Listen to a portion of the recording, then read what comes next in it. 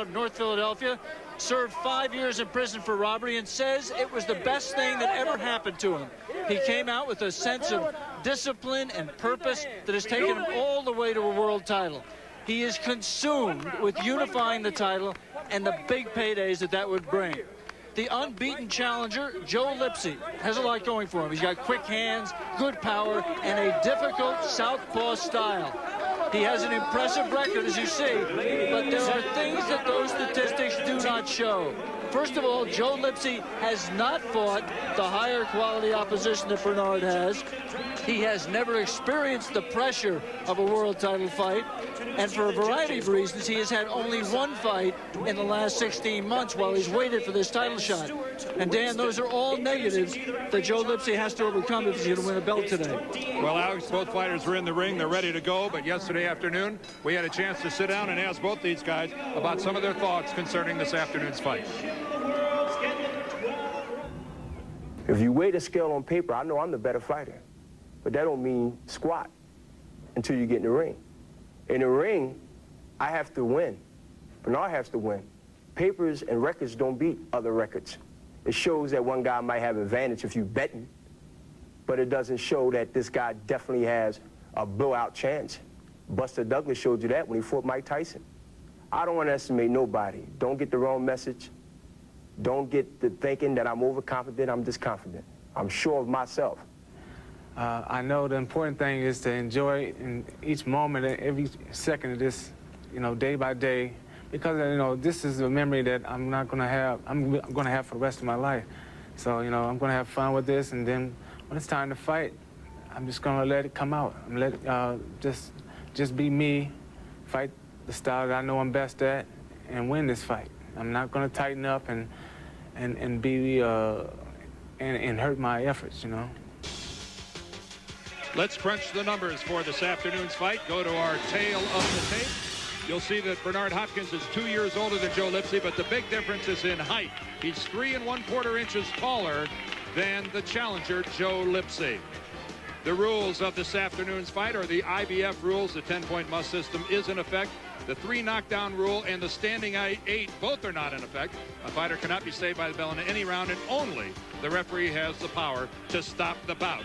And the referee for today's fight is Mich. We'll get him out of here. And he's going to preside over the festivities here. And of course, gentlemen, this will be a clean fight. Alongside Alex Wallow, an old friend, Joe Frazier. Smoking Joe here to see another Philadelphia fighter. That's right, and most Philadelphia fighters were like Joe Frazier. They were left hookers.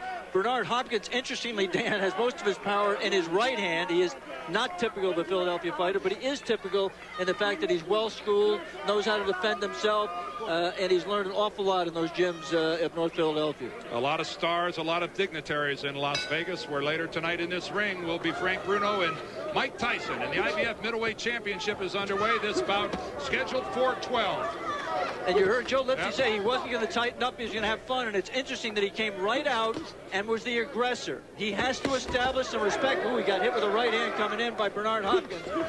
The champion being more careful here, more patient, and letting Lipsey initiate the action here in the first minute of round 1. Bernard Hopkins in the black trunks with the gold tassels. Joe Lipsey in the gold with the red and blue accompanying colors. And again, a look at the southpaw stance. That'll identify Joe Lipsey in a hurry. Bernard Hopkins' record only has 2 southpaws on it in his entire professional career, and those fights were very brief, and they were not talented southpaws as Joe Lipsey is. But Bernard answers that by saying that I've sparred in the gyms with outstanding southpaws like Robert Hines when he was boxing, and John David Jackson, and I fought with the best of them. I know how to handle a left-hander. This is not going to throw me off balance. Saw a good right-hand lead to the body by Bernard Hopkins. Interestingly enough, Alex, something you rarely see, Hopkins lost his first professional fight. Normally, handlers are much more careful in taking their guys along slowly. He lost his first bout, and his only other loss was to Roy Jones Jr., of course, maybe the most talented fighter in the game today. Yeah, and Bernard Hopkins with his... Step back, please. Step back. With the black trunks on, gave by far Roy Jones his toughest fight. Roy won a decision, went the distance. It was about 8-4 in rounds, I thought. but clearly Roy Jones was not able to dominate or assert himself on Bernard Hopkins. That fight was back in May of 1993, and Bernard Hopkins refers to it often. He really views that as a fight that gave him a lot of credibility in this division, and of course, he's right. And it gave him one other thing. It gave him the experience at the championship level in a big, big fight, and he thinks that's a huge edge, and I do too, in this fight with Joe Lipsey. Joe has not had competition at this level with this much at stake.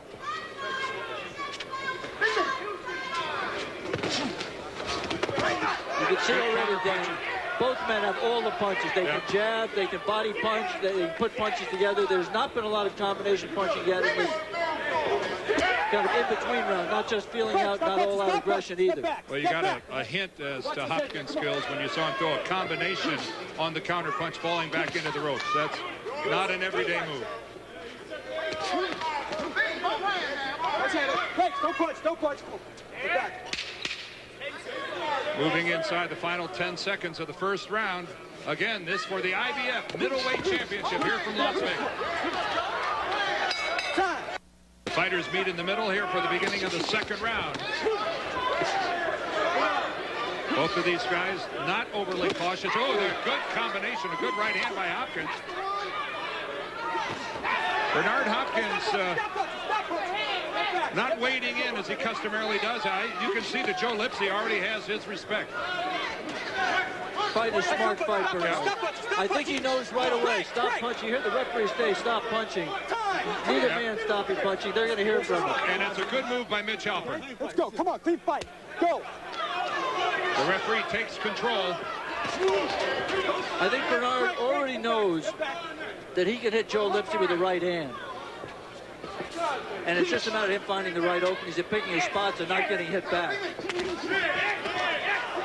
Good left hand by Lipsey, and he followed it up with another. That was a good right hand by Hopkins. It flipped the chin. That is Shirley Hopkins, the mother of Bernard, sitting here at ringside. And we've talked before how difficult it must be to be a mother and father and watch your son in such a violent sport. And we talked to Shirley. She's sitting right behind us, Dan. We talked to her before the fight, and I said to her, I think if I was in your position, Shirley, I'd watch this at home or on tape. And she said, no, I have to be here to show him I support him. Or at least maybe from a distance, Alex, not right at ringside where you can hear the concussion of the blows. Ooh, another right hand landed. There's some swelling over the right eye of Bernard Hopkins. Blocked. That punch was blocked nicely by Joe Lipsey, having his hands up. You can really see it starting to swell, Alex. The right eye of Bernard Hopkins, it's swelling a great deal. The eyelid itself over the eye. You see the quality of these two men. These are solid world-class fighters. Shoot the jab, know how to protect himself. Here's the point right here where neither man is going to let the other guy get an advantage on the inside. Boy, a good left hand by Lipsey gets that little flurry started. Both of them excellent counterpunches. Joe looks a little bit stunned right there from I don't know, I didn't see the punch, but he did not react well to that punch from Bernard. It's kind of a sweeping left hand that caught him on the ear. Didn't look like it had a lot on it. He laid that jab out there. You don't want to leave the jab out like that. Don't punch. Step back. Well, the feeling out process, if there was one, has been discarded.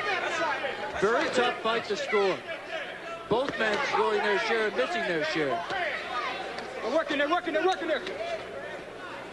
Neither man has established dominance. Another good right hand by Hopkins. The last one missed. This is the end of the second. This is the start of the third round. Dan Deerdorf, Alex Wallow with you ringside here at the MGM Grand in Las Vegas. Bernard Hopkins in the black trunks, Joe Lipsey, the challenger, in the gold.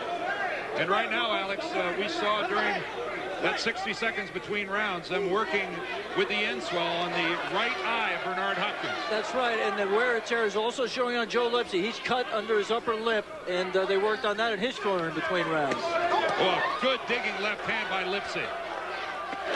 Oh, and a solid right hand by Bernard Hopkins. Boy, Lipsey wades in trying to get to the midsection, and he moves into the power range of Hopkins' right hand. Stop punching. Step back. Step back.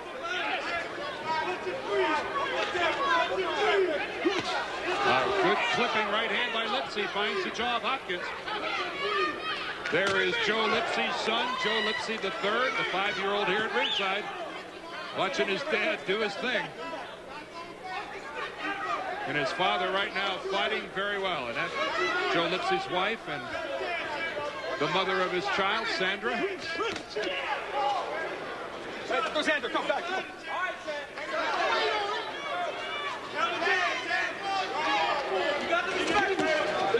Very even fight, Dan, as we mentioned. I think that Joe Lipsey is working a little bit harder to stay even. And I think that may just be the pressure and the adrenaline of his first title fight. There has been some outstanding counter-punching here. That last exchange saw Hopkins land one. Look at the focus of Bernard. Look at his face. He's measuring him. Doesn't know whether he wants to take the lead. And now you can see he was waiting for Lipsey to lead. Well, there was a good right hand by Hopkins. They both landed. Yep. Bernard coming forward a little bit more. Step back. He said to his corner between rounds, Bernard Hopkins did in the black trunks to his back here, he's getting tired.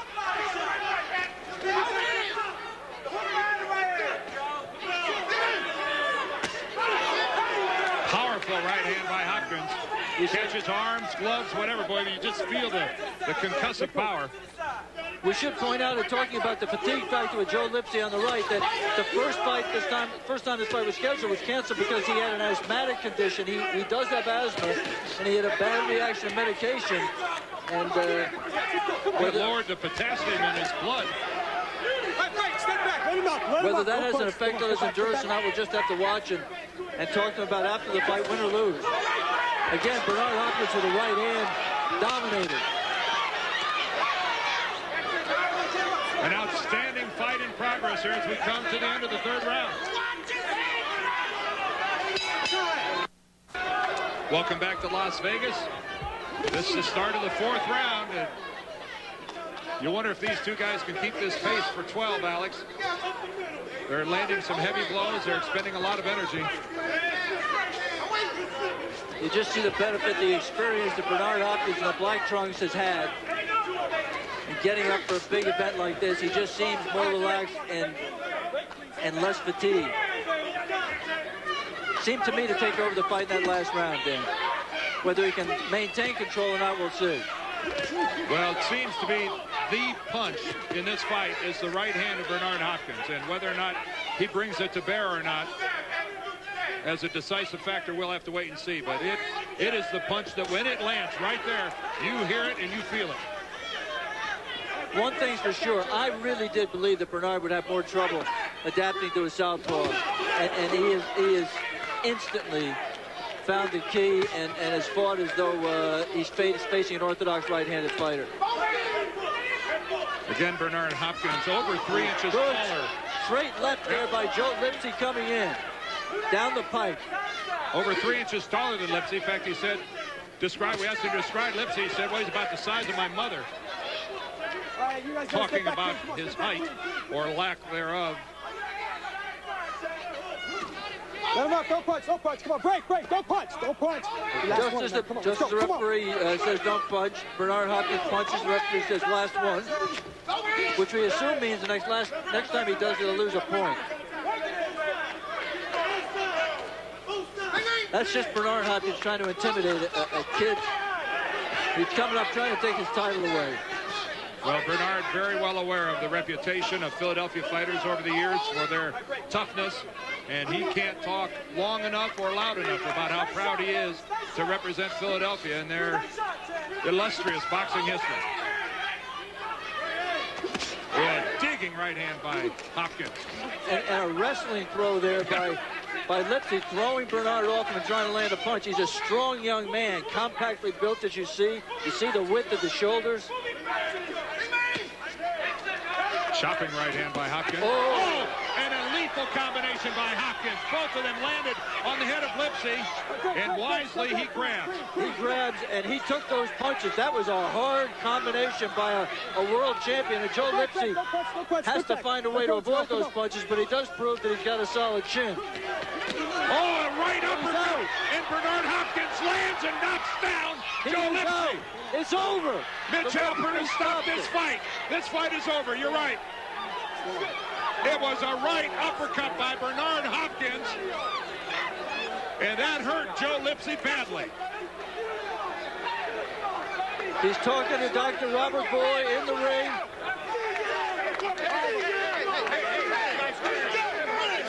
He's fully conscious. Dr. Boy, the physician, sitting him up.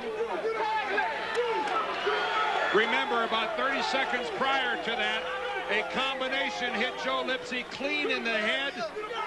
You could see his reaction slowed, and what an uppercut, Alex. And Bernard Hopkins goes over to embrace and look and check and make sure that he's okay, and he's talking to him. Bernard talked yesterday. He said, I'm going to try to beat him, but after it, I'm going to embrace, and that's the great thing about boxing.